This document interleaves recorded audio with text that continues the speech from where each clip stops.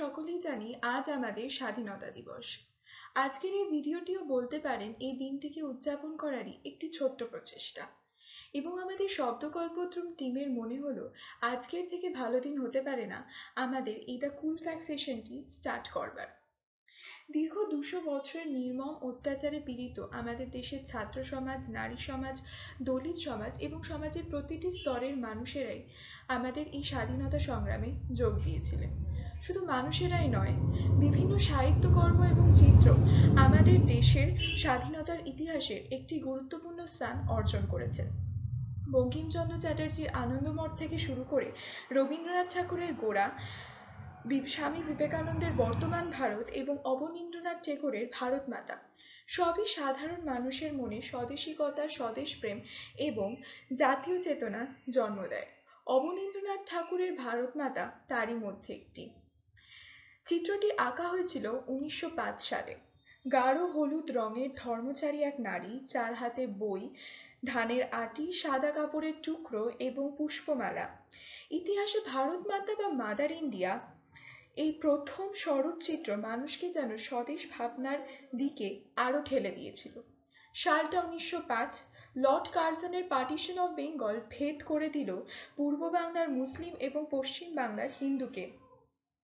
তারই প্রতিক্রিয়ায় শুরু হলো জাতীয়তাবাদী আন্দোলন। ব্রিটিশ জিনিস এবং প্রতিষ্ঠানগুলিকে একঘেয়ে করা হলো, মিটিং প্রসেশনস আয়োজন করা হলো, কমিটি গঠন করা হলো এবং কূটনীতিক চাপ প্রয়োগ করা হলো।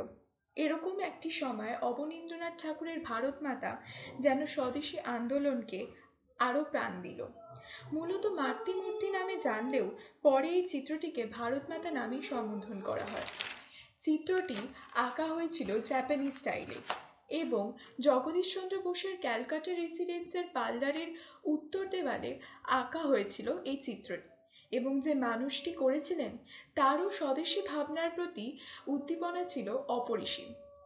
1806 সাল থেকে অবনীন্দ্রনাথ ঠাকুরের চিত্রের পরিকল্পনায় যেন ছিল বিদেশি প্রভাবের বিরুদ্ধে।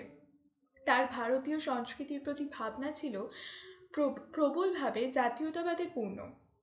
এমনকি শ্রী অরবিন্দ বোসও অবনীন্দ্রনাথ টেগোরের বেঙ্গল স্কুল অফ পেইন্টিংকে ব্রিটিশ শিক্ষার প্রতিষেধক বলেছিলেন। বন্দে মাতরমের প্রথম স্ট্যান্জাটি যেন এই ভারত মাতা চিত্রকেই সম্বোধন করেছে এবং সিস্টার নিবেদিতাও চিত্রটির প্রশংসা করেছেন। জ্ঞান, আধ্যাত্মিকতা, সন্তানের প্রতি ভালোবাসা এসব নিয়ে ভারত মাতা যেন শক্তি এবং বিশ্বাসের প্রতীক। Pen is mightier than sword কথাটি আমাদের অতি পরিচিত।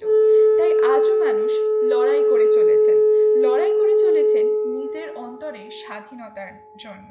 নিজেদের সাহিত্যকর্ম এবং চিত্রের দ্বারা প্রকাশ করে চলেছেন নিজেদের ভাবনা চিন্তা, যেন তাদের কর্ম তাদের তুলি হয়ে উঠেছে তাদের স্বাধীনতা।